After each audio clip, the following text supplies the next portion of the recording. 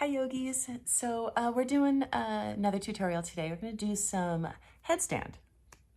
So we'll do tripod headstand as well as bound headstand. And so here's the thing with headstand.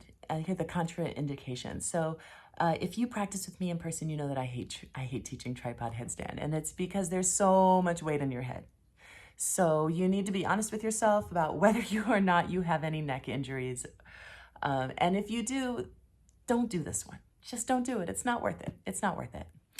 If you have hypertension, it's uncontrolled, don't do it. It's not worth it. If you have glaucoma, this one's also not for you. Neither of the headstands is for you. And then if you're pregnant, there's no reason in the world why you can't do inversions. The rule of thumb usually is that this isn't the time that you learn it, right? So if you already have them in your practice, knock yourself out. If you don't, wait until after you have baby before you start working on stuff like that. Okay, so tripod headstand first. So tripod, if you've ever worked with a tripod with your camera, the reason it's so stable is that it is an equilateral triangle, okay?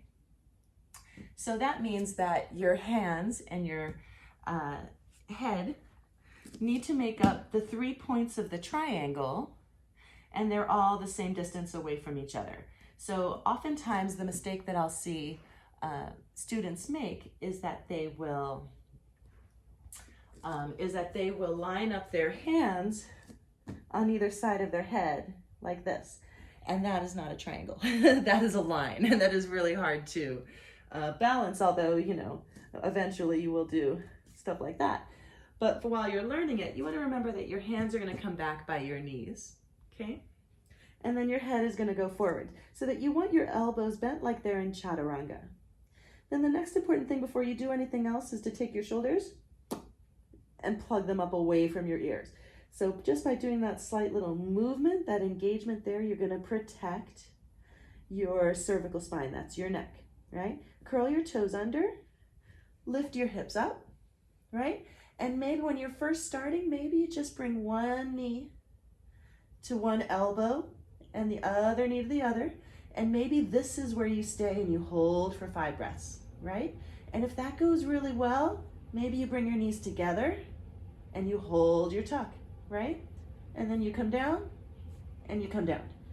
That little tuck that we did there, that is a lot of great work, right? That is, I often caution students away from getting into their head that you're only in a headstand if your legs are straight up, right? Not true. And I don't often teach headstand at the wall because it becomes a crutch, right? Because people will just fling their legs up. They've got no core engagement at all.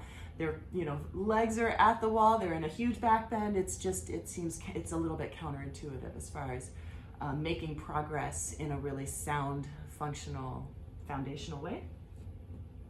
So so just come down and do those moves, right? Bring your head down, lift your shoulders up, pick up your hips, bring one knee, bring the other knee, bring them together, and then from here, squeeze your knees, squeeze your ankles.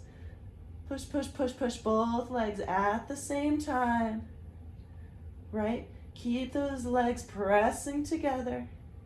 Pull your navel in, right? When you've had enough fun, drop your heels and then start to find that tuck again. Pull everything in. Maybe pause here, maybe pause here. Toes come down, knees come down. Eventually, you'll want to press, and you'll often see this coming in from a wide-legged forward fold as well, right? But in either direction, in order for you to press, and we'll go over this with your Shirshasana A, with your bound headstand too, you will need to send your hips past your shoulders, right? So then it starts to look like this. My hands are down, my head is down, my shoulders are up. I'm gonna have to roll, keep pressing legs together, strong and straight. I like to point my toes. You don't have to, but I like to. Some people flex them.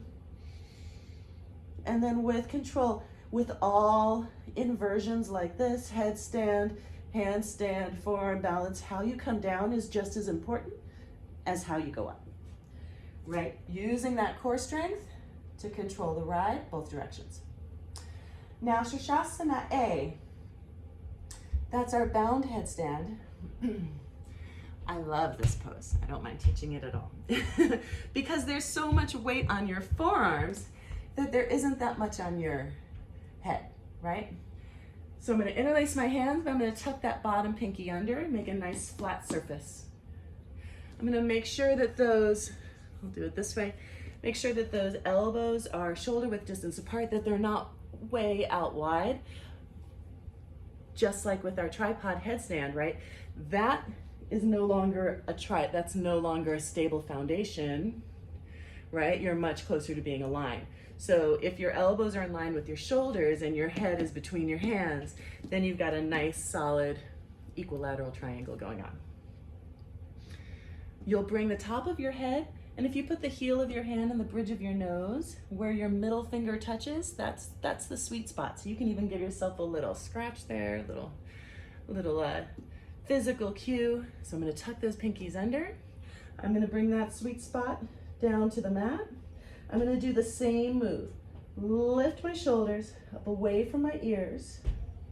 Start to push with my forearms down into the mat. Maybe I just pick up one heel. Maybe I pick up the other. Maybe I hold right here before going up, right? Hold it for 5 breaths. 3, 2, 1, bring it down. Spoiler alert, that little tuck is much harder than the actual pose. But that's where the money is, right? That's what's gonna build the kind of strength that you need in order to hold your pose nice and solid. I don't often teach the going up with one leg at a time. I really like to have students teach that core engagement, that squeezing in and going up both legs at a time, because that's gonna use core and not flexibility. And when you go up with from balance, through balance, into balance, then you're much safer. And if you're at home and trying this and you're like, oh, I think I should be at a wall, you can always grab a pillow, right? And put it behind you in case you go over, right? That's a good place to work. Interlace your hands, tuck that bottom pinky under, right? Bring your head down, lift those shoulders up away from your ears, start to push. And then maybe start to walk those toes under, start to push, push, push, push, push, push, squeeze, squeeze, squeeze, squeeze, squeeze, squeeze, and lift it all the way up, right? Keep pushing those forearms down into the mat. Legs are squeezing together, maybe toes are pointed, and then maybe you come down, hinging at the hips, right? Challenge yourself, maybe holding it at 90 degrees. Before you slowly control the ride all the way down. Knees come down. Give it a try, yogis. Be safe. Have fun. Happy flying.